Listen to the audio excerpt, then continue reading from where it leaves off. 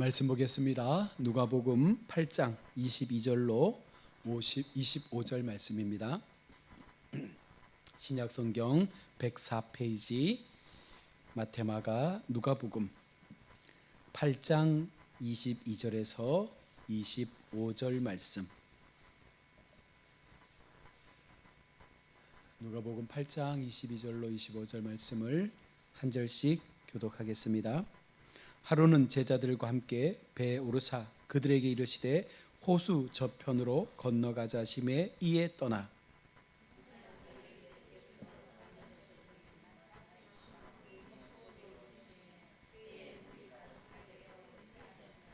제자들이 나와 깨워 이르되 주여 주여 우리가 죽겠나이다 한데 예수께서 잠을 깨사 바람과 물결을 꾸짖으시니 이에 그쳐 잔잔하여지더라.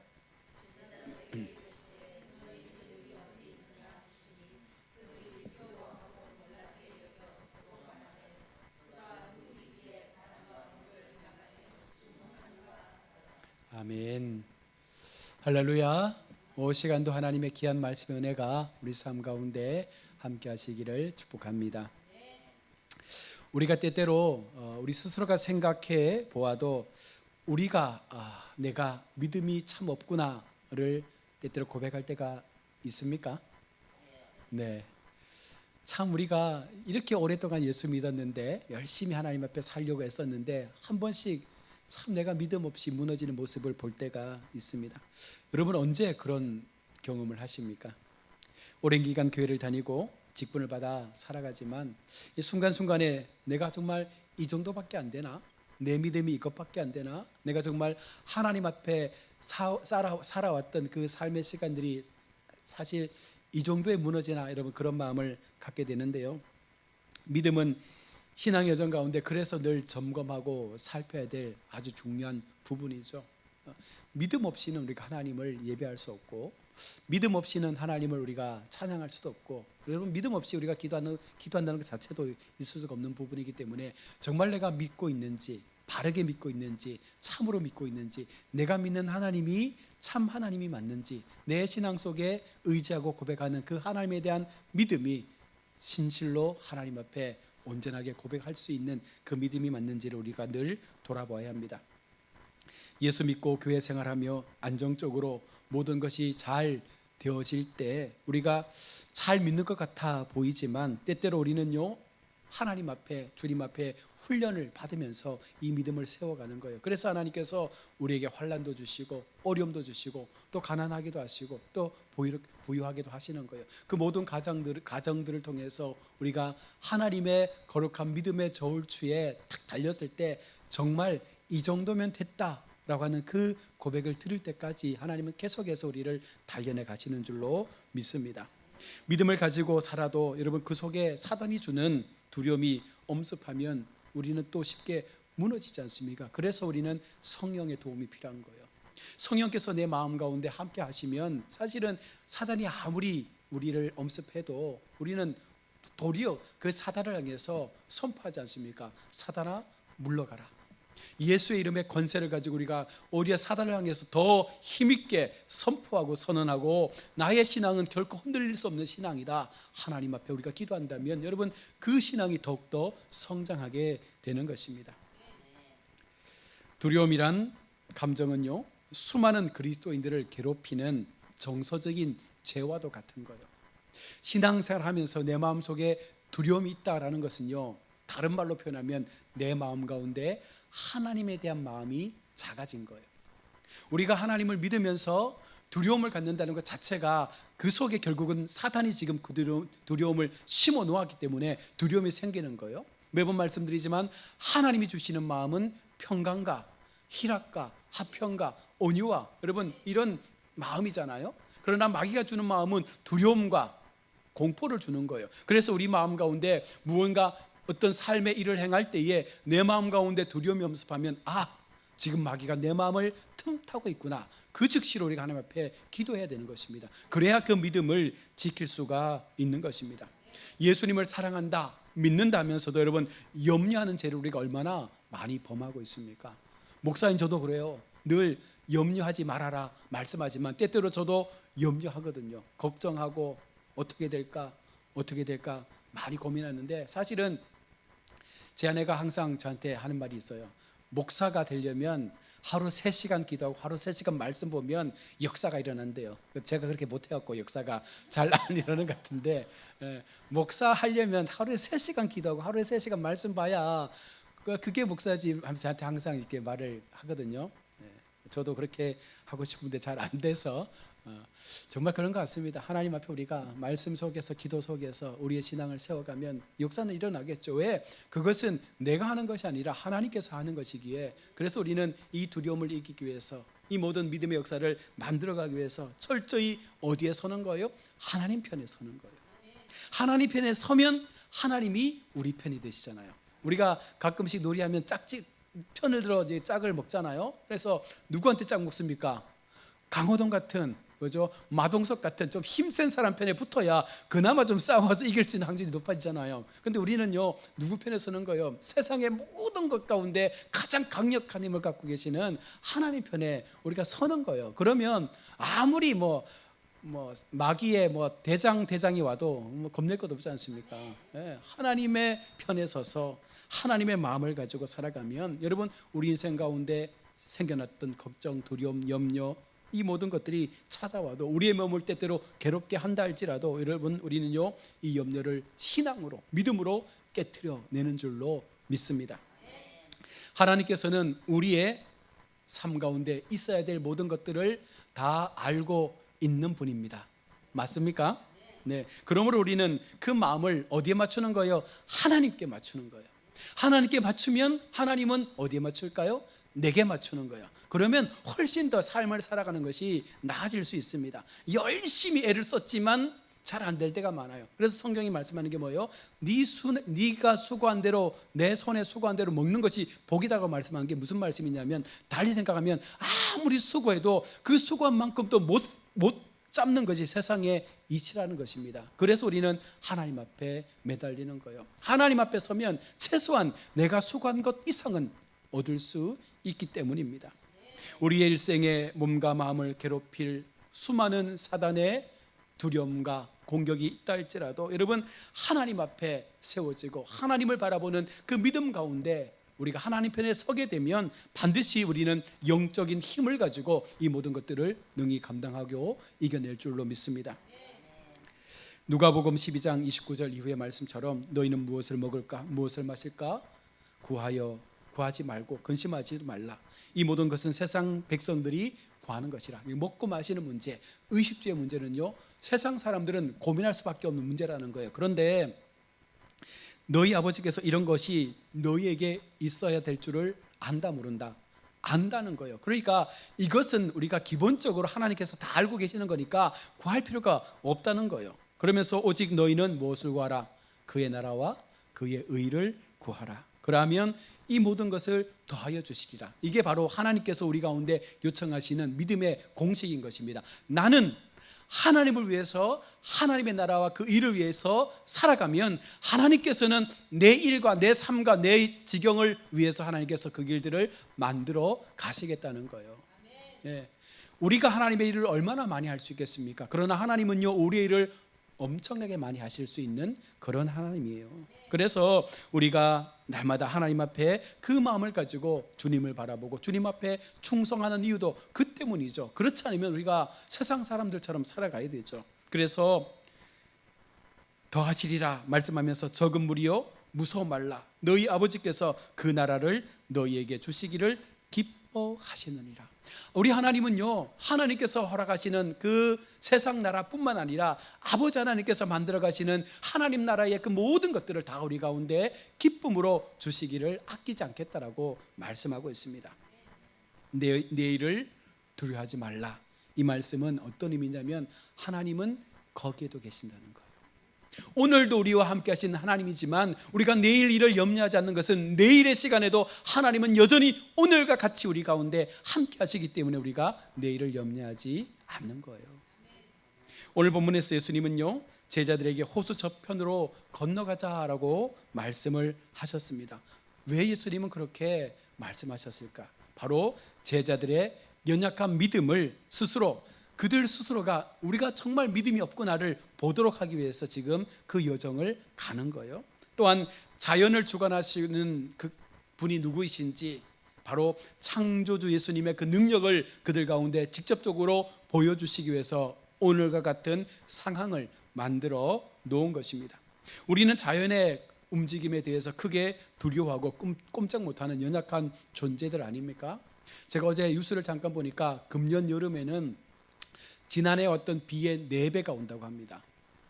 기상학자들이 그만큼 지금 환경이 많이 변화되어져서 알 수 없고 예측할 수 없는 호우가 올 여름에도 많이 온다고 하는데, 여러분 작년에도 비가 많이 와서 많은 이재민이 났지만 여러분 그보다 2배, 3배가 더 많이 오면 얼마나 큰 난리가 나겠습니까? 그런데 여러분 우리는 그와 같은 상황 속에서 하나님 앞에 나가는 거예요. 그 자연을 주관하시는 분도 하나님이시기 때문에 아무리 세상의 학자들이 예측한다 할지라도 하나님께서 그 길을 탁 막고 계시면 그 태풍이 올라올 수 없는 거예요. 하나님의 능력의 손길이 그 길들을 주장하고 계시면 아무리 자연이 강하다 할지라도 하나님의 손 안에 있을 수밖에 없다는 것입니다. 코로나19와 같은 작은 그 세균 덩어리로 해서 여러분 전 세계가 어려움을 겪지 않았습니까? 태풍이 한번 지나가면 수조 원의 피해가 일어날 만큼 우리의 삶의 터전이 완전히 초토화되어 버리기도 합니다. 주님은 우리에게 세상의 작은 일로도 우리가 어찌할 줄 모르는 이 연약한 믿음을 정확하게 바라볼 것을 말씀하고 있는 거예요. 그리고 너희 믿음이 어디 있느냐라고 오늘 우리 가운데 묻고 있습니다. 여러분 그 믿음은요, 우리로 하여금 다시 한번 하나님을 향하여 믿음의 도전을 행할 것을 요청하시는 말씀이죠. 자연을 주관하시고 자연보다 크신 하나님이 어디 있느냐를 보라는 거예요.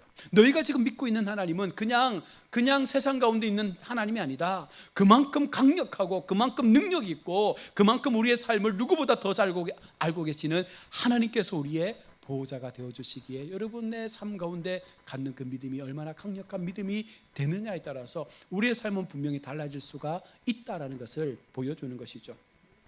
오늘 제자들이 가는 길에 강풍이 일어났습니다. 강풍은요, 일상에서 우리가 만날 수 있는 우연이 아니라 필연이죠. 왜냐하면 오늘 본문에 뭐라고 되어 있습니까? 23절 중반에 마침 강풍이 호수에 일어난 거예요. 이 마침이라는 이 단어는요, 주님께서 제자들을 위해서 그 시간에 그 강풍을 만들어 놓으신 거예요. 마침 그때 하나님께서 그 땅, 그 바다 가운데 강풍을 만들었습니다. 자연을 활용해서 예수님은 제자들에게 분명한 믿음의 사건들을 깨닫도록 하고 있는 것이죠. 제자들을 위해서 강풍을 만들어 놓으신 주님, 이 강풍의 상황 속에서 제자들이 어떻게 행동하는지를 보고 싶은 거예요. 만약 여러분 우리가 제자들과 같이 비행기를 타고 가는데, 배를 타고 가는데 갑자기 강풍이 탁 일어나서 언제 배가 뒤집힐지 비행기가 땅으로 떨어질지 모르는 상황이라면 여러분 제일 어떻게 먼저 반응하실 것 같아요? 지금 내가 제주도로 여행을 가려고 하는데 갑자기 돌풍이 불어가지고 비행기가 지금 막 흔들려요. 어떻게 하시겠습니까? 아버지 기도 거의 한 80%가 전화기를 탁 꺼내가지고 사랑하는 사람한테 전화 막 해갖고 이제도 죽을 것 같아, 이제 못 볼 것 같아 전화를 막 하시더라고요. 거의 대다수의 사람들이. 그럴 수밖에 없겠죠. 왜냐하면 비행기가 떨어지면 더 이상 못 보니까 사랑하는 남편, 아내, 가족에게 전화해서 마지막 인사말이라도 하고 세상을 떠나는 게 인지상정이겠죠. 그러나 믿음의 사람들은 그 이상의 것들을 바라보자는 거예요. 그 순간에 하나님, 이 비행기가 떨어지던 다시 날아오르던 하나님의 주권 가운데 있음을 믿기에 그저 이 자리에서 내가 할 수 있는 최선을 하겠습니다. 여러분 그 마음을 가질 수 있을 때까지 우리가 그 믿음을 키워가야 됨을 오늘 성경은 말씀하고 있는 것이죠. 인생의 강풍을 만나면 우리가 제일 먼저 생각하는 것, 여러분 인생의 고난과 환경의 여러 가지 어려움 속에서 우리가 제일 먼저 무엇을 생각합니까? 어떻게 하면 이 상황을 해결할까? 여러분 그 마음을 들지 않습니까? 어떻게든 우리의 힘으로 이 상황을 변화시켜 보려고 애를 쓰고 머리를 막 굴린다는 거예요. 그러면서 누군가에게 도움을 요청하기도 합니다. 주변을 살핍니다. 힘든 상황이 찾아오면 우리는 어떻게든 이 상황을 고치려고 하죠. 그러면서 우리 마음 가운데 한탄합니다. 야, 정말 힘들어 죽겠다. 왜 나만 이런 힘든 상황 가운데 놓여야 되나? 여러분, 그 마음을 가지고 원망하고 불평하는 마음들이 막 생겨나는 거예요. 왜 나만 이와 같은 어려움의 시간들을 계속해서 견뎌야 되나? 여러분, 그런데 그 마음들은 사실은 하나님이 주시는 마음은 아니죠. 믿음을 갖고 있는 성도들은요, 그런 고백을 하지 않습니다. 원망과 불평이 아니라 그와 같은 상황 속에서 오히려 하나님 앞에, 내가 하나님 앞에 어떻게 해야 합니까? 이 상황에서 내가 무엇을 해야 합니까? 하나님께서 원하시는 바가 무엇입니까? 이 상황 속에 주님께서 뜻하시는 바를 우리로 깨닫게 해달라고 여러분 기도하지 않겠습니까? 사랑하는 성도 여러분, 이것은 믿음을 가진 자의 모습이 아니에요. 이 같은 모습은 믿음을 가진 자의 모습이 아닌 거예요. 우리는요, 주님 앞에 그렇게 나약한 존재로 세움받지 않았습니다. 하나님은 하나님의 백성들을 그렇게 세상 가운데 벌벌벌 떨면서 살아가는 존재로 만들지 않았다는 거예요. 어떤 상황 속에서도, 어떤 형편 속에서도 우리가 주님을 믿는 그 믿음이 확실하다면 우리는요, 제자들처럼 이제 죽게 되었다라는 고백을 하지 않는다는 거예요. 먼저 하나님 앞에 우리의 시선을 든다는 거예요. 하나님 앞에 하나님이 먼저인 삶을 통해서 하나님 어떻게 할까요? 라고 우리가 고백할 수 있다는 것입니다. 이것이 믿음이라는 거예요. 예수를 믿는다고 해서 여러분 우리 인생 가운데 풍랑이 없는 것은 아닙니다. 늘 우리 인생에 풍랑은 있습니다. 그 존재하는 풍랑을 무시하고 없는 척하는 것도 올바른 믿음이 아닌 거예요. 우리의 믿음은요, 철저하게 맞서 싸우는 거예요. 하나님의 주시는 그 믿음의 삶을 통하여 내게 주신 그 믿음의 힘을 통해서 어떤 상황 속에서라도 하나님 앞에 내가 할 수 있는 하나님의 그 성령의 은혜를 통해서 그것을 극복해 갈 수 있는 삶으로 한 걸음 한 걸음 나아가는 것이 우리의 믿음을 세워가는 모습이라 말씀하고 있습니다. 예수님을 믿지 않는 사람들은 어쨌든 자기의 능력과 힘으로 이 모든 상황을 이기려고 하지만 여러분, 믿음을 갖고 있는 성도들은요, 풍랑 속에서 무엇을 기다립니까? 임마누엘 하시는 하나님의 능력을 의지하고 기다리는 거예요. 어려울 때, 힘들 때, 고난의 때에 바로 그때가 어떤 때입니까? 우리의 믿음을 보여줄 때인 거예요. 평안할 때에는 누가 잘 믿는지, 누가 더 믿음이 큰지 아무도 몰라요. 왜? 그냥 평안하니까 함께 찬양하고 예배하고 늘 즐겁게 모여있지만 정말 진짜 믿음은 언제 드러납니까? 고난이 와야 나타나는 거예요. 정말 힘든 상황이 나타났을 때 진짜 누가 하나님을 바르게 믿었는지를 우리가 분명 볼 수 있는 것입니다. 믿음이라는 것은요, 그 시선이 하나님께 정조준되는 것이라 말하고 있습니다. 그래서 우리가 믿음을 가졌다라고 고백하는 그 믿음의 증거는요, 내가 보는 시선이 어디에 있느냐는 거예요. 내가 지금 이 힘든 상황 속에서도 우리가 이 어려운 환난의 어떤 상황을 보는 것이 아니라 그 상황에서도 누구를 보는 거예요? 하나님을 보는 거예요. 우리의 시선은 옆에 막 불어닥치는 강풍을 보지 않고 오직 하나님 앞에 그 시선을 고정해서 하나님을 보는 거예요. 왜? 하나님은 한 번도 나를 버린 적이 없으니까. 이 풍랑 속에서 이 배가 뒤집어져도 우리의 생명은 하나님의 것이니까 하나님 하시겠지, 하나님 인도하시겠지. 여러분, 그 믿음으로 사는 것이 진짜 믿음인 것이죠. 제자들은 갈릴리 호수에서 자신들의 타고 있는 배가 갑자기 발생한 풍랑으로 산산 조각나는 그 믿음의 모습을 스스로가 발견하게 됩니다.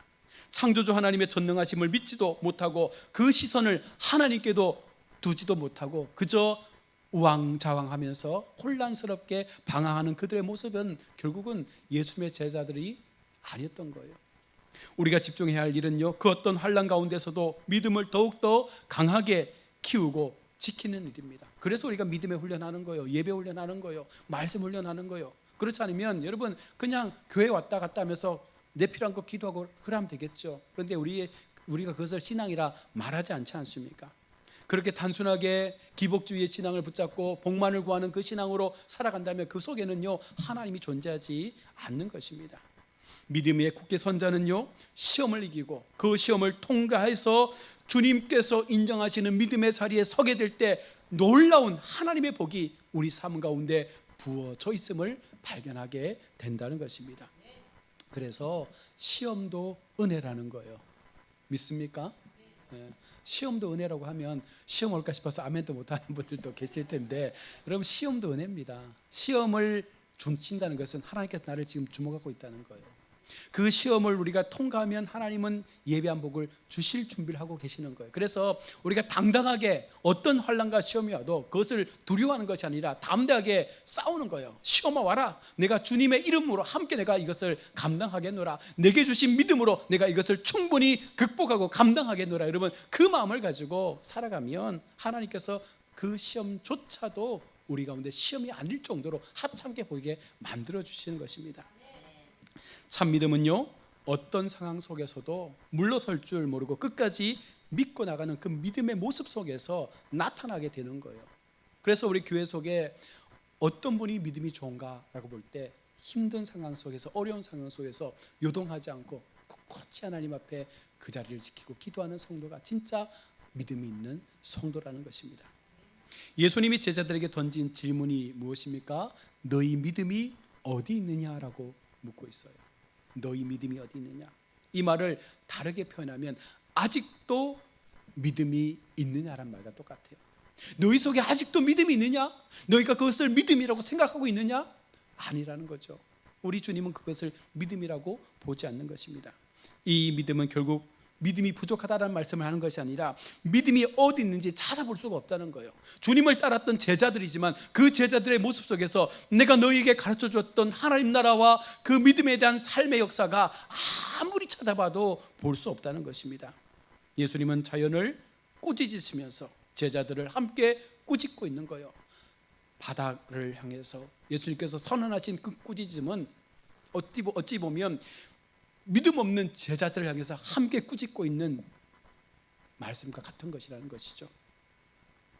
예수님께서 꾸짖으신 것은요, 제자들이 겁쟁인 것을 꾸짖는 것이 아니라 내가 있는데 아직도 왜 두려워하고 있느냐, 이 말씀을 하고 있는 거예요. 여러분, 힘드시죠? 어렵죠? 마음에 답답함이 있죠? 여러 가지 여전히 풀리지 않은 숙제가 있죠? 그런데 우리 주님 말씀하시는 게 뭐예요? 내가 있는데 왜 그래? 라고 하시는 거예요. 지금 내가 너와 함께하고 있잖아. 내가 너의 편이 되어주잖아. 내가 여전히 너의 기도를 듣고 있잖아. 그런데 왜 너는 여전히 불안해하고 두려워하고 떨고 있니? 예수님의 꾸짖음 앞에 바람과 물결도 여러분 순종하는데, 바람과 파도도 순종하는데 왜 우리는 순종하지 못합니까? 말씀 앞에 얼마나 여러분 우리가 순종하고 있습니까? 오늘 주님께서 우리 가운데 말씀하시잖아요. 잠잠하라, 고요하라. 그 마음을 하나님 앞에 집중하라는 거예요. 그러면 어느 순간 나를 둘러싸고 있던 모든 두려움의 산들은 사라져 버린다는 것입니다. 주님의 무릎 앞에 누가는 서로 말하되 그가 누구이기에 바람과 물을 명함에 순종하는고라고 말씀하고 있고, 마태는 이가 어떤 사람이기에 바다와 바람도 순종하는가라고 기록하고 있고, 마가는 그가 누구이기에 바람과 바다도 순종하는가라고 그렇게 각각의 복음서에서 기록을 하고 있습니다. 처음 제자들은요, 광풍을 두려워하죠. 다시 말하면 현실의 문제를 두려워합니다. 이제는요, 주님께서 보여주시는 그 신적인 권위 앞에 영적인 경외심을 가지고 그가 누구이시기에 바다와 바람이 순종하는가라고 하면서 놀라는 거예요. 우리의 상황도요, 여러분 그래야 합니다. 우리는 세상에 나타나는 어떤 그 현상의 두려움을 가지고 사는 것이 아니라 주님의 신적 권위 앞에 우리가 두려워해야 된다는 거예요. 우리가 두려워할 대상은 하나님밖에 없습니다. 나머지 것들은요, 우리가 두려워할 필요가 없는 거예요. 우리는 하나님 앞에 두려움을 가지고 믿음을 지키기 위해서 엎드리면 되는 거예요. 그러면 하나님께서 우리가 안고 있는 인생의 두려움들은 다 사라지게 해 주신다는 것입니다. 바다와 바다를, 바람과 바다를 움직이신 주님께서 오늘 제자들에게 갈릴리 바다를 함께 건너가고 있음을 말씀하시면서 이제 우리가 그 믿음을 다시금 되찾기를 원하시고 있습니다. 같이 가버나움을 출발한 다른 배들은 아마 난리 났을 거예요. 그죠? 예수님의 타신 배와 다른 배가 함께 가고 있는데 제자들 같은 그런 두려움 속에서 전부가 생사의 고비 속에서 힘들어했겠죠. 그러나 얼마 후 다시금 바다가 평온해졌을 때 예수님과 함께 탄 그 배의 사람들 말고는 아무도 이것을 알지 못할 거예요. 오히려 운명이 우리를 살렸다, 용왕님이 우리를 살렸다, 이렇게 이야기하겠죠. 어려운 순간에도 주님은요, 우리와 동행하십니다. 22절 하루는 제자들과 함께 배에 오르사 그들에게 이르시되 호수로 건너가자. 주님은요 날마다 우리 속에 그냥 가시지 않는 거예요. 함께 동행하시면서 함께 그 길 가운데 같은 길을 걸어가시면서 우리의 믿음을 만들어가고 있다는 것입니다. 배가 큰 파도에 넘어질 듯 하다가 다시 세워져 앞을 향해 가는 것을 우리가 복원력이라고 하거든요. 배의 밑에는 추가 있어서 이렇게 기울어질 때마다 다시금 원래대로 돌아갈 수 있는 복원력을 갖고 있는데, 여러분 우리의 신앙이 바로 그런 거예요. 예수님께서 우리 중심 가운데 탁 버티고 서 계시면 아무리 넘어질 듯 해도 그 복원력이 우리를 다시금 일으켜 세우는 거예요. 그게 믿음이라는 거예요. 믿음의 복원력을 가지고, 말씀의 복원력을 가지고 우리가 중심을 굳건하게 세워가면 어떤 풍랑과 태풍이 불어쳐도 여러분 넘어질 것 같지만, 배가 전복될 것 같지만 그 중심에 예수님께서 계시기에 다시금 정상의 자리로 세워놓는 그런 은혜가 날마다 우리 삶 가운데 일어나게 되는 것입니다. 때로 하나님께서는 우리를 가장 낮은 곳에 머물게 하시기도 합니다. 우리로서는 처참한 상태 같지만 여러분 시간이 지나면서 그 힘들고 어려운 상황 속에서 우리가 고백하는 게 바로 은혜라는 거예요. 엎어서서 보여지지 않았던, 여러분 땅에 엎어져 있으면 보이지 않지만 뒤로 발라당 누워 있으면 하늘에 써 있는 글자가 보이는 거예요. 하나님께서 어떻게 우리를 바라보고 계시는지를 우리가 볼 수 있게 되는 것입니다. 그래서 여러분 인생의 가슴과 지경을 넓혀주기 위해서 여러분 아픔과 고통의 순간들을 우리가 경험하는 것입니다. 그 시간의 과정을 통해서 내가 믿었던 이 시간들이 헛된 것이 아니구나, 그 과정 속에 하나님께서 나를 이렇게 만들어 가셨구나, 그 훈련의 시간이 차고 차서 이제 내가 하나님 앞에 준비된 사람으로 세워지게 될 때 하나님은 그를 통해서 모든 것들을 세워가시는 능력의 사람으로 사용하여 간다는 것입니다. 하나님의 사람은요 넘어질 때도 곧 균형을 잡고 다시 일어설 수 있습니다. 왜냐하면 하나님께서 붙잡아 세우시기 때문에. 마지막 바닥을 치려는 그 순간 하나님의 손길이 우리를 그 바닥에서 건져 일으켜내시는 놀라운 능력들이 우리 삶 가운데 날마다 있다는 것입니다. 그러기에 다시 일어날 때를 생각하면서 여러분 나를 믿음으로 지켜가야 되는 거예요. 훗날을 생각하며 여러분 좀 더 하나님의 사람답게 품위 있게 여러분 살아가는 거예요.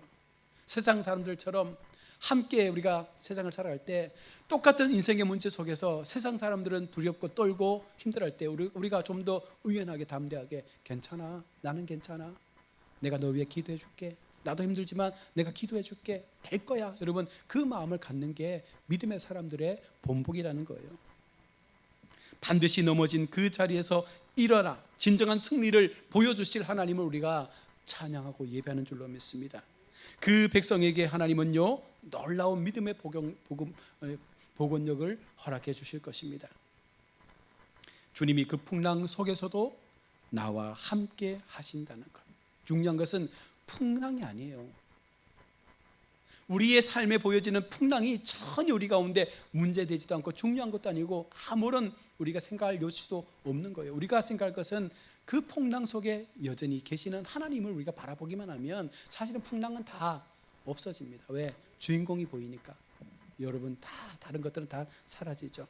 우리의 삶에서 언제든지 발생할 수 있는 여러분 풍랑 속에서 평안을 주시고 우리의 삶을 붙잡고 계시는 주님을 바라볼 수만 있다면, 그래서 우리 속에 하나님을 향하여 나의 믿음 없음을 도와주시옵소서라고 기도할 수 있다면 하나님은 그런 우리를 일으켜 세우시고 그 상황에서 건져내어 주시는 놀라운 은혜를 베풀어 주실 것입니다. 인생이 쉽진 않죠. 살아가는 걸음들이 만만치도 않고 내 뜻대로 되어지는 것도 없지만 그래도 우리는 한 가지는 분명합니다. 그럼에도 하나님은 여전히 내 가운데 함께 하신다.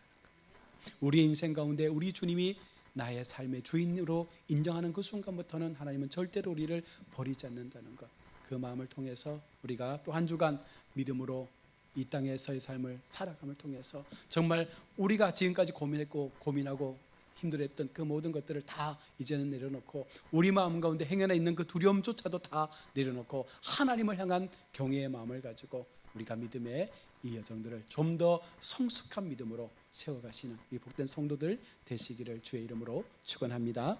아멘. 기도하겠습니다. 하나님 은혜를 감사합니다. 오늘도 우리가 주님 앞에 말씀을 통해서 우리의 믿음을 돌아봅니다.